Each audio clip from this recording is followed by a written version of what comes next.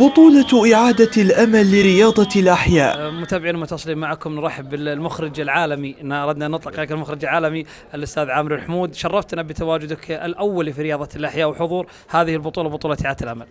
أول شيء لي الشرف أني أنا يعني الحقيقة أني أتواجد بين هالمجموعة الحلوة والجميلة والمخلصة.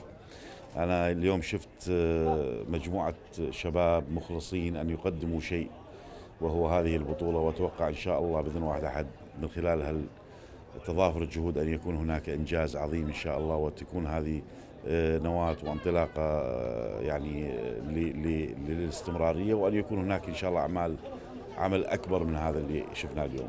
بإذن الله. أبو فيصل، عندما تتحد الأيدي ووجود فريق أكاديمية الرياض، فريق حارة ينظم بطولة تحت مظلة رسمية هي لجنة التنمية الأهلية الاجتماعية بحي عرقة، كمسؤولية اجتماعية أيضا تتحد لإرسال رسالة لجنود المواصل في الحد الجنوبي عن طريق مسمى بطولة إعادة الأمل، وهي التي يخوضها أبنائنا الآن في الحد الجنوبي. مثل هالرسائل أبو فيصل أكيد تستحق تعليق منكم.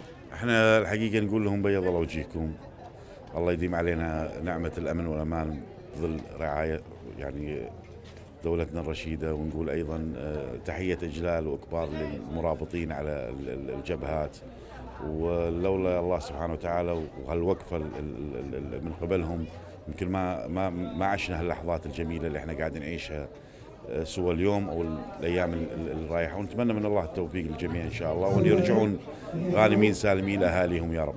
بإذن الله نختم معك، ولكن مع وعد بالحضور وتشريف أبنائك. يعني شاهدنا الجماهير تلتقط صور تذكارية مع أبو فيصل، الجميع محبين لك أكيد بالتأكيد، وينتظرون تواصل بالحضور والدعم إن شاء الله. بالعكس أنا استمتع لما حيصور معي صورة، ترى على فكرة أنا استانس أكثر منه، يعني فهمت علي، لأنه هذا دليل على أنه الحمد لله والشكر أنه لما قدمنا شيء قدمناه واستقبلوا الناس بشكل جيد، وهذا نتائجه ولله الحمد. إن شاء الله متواصلين بإذن الله إن شاء الله. شكرا، يعطيك العافية.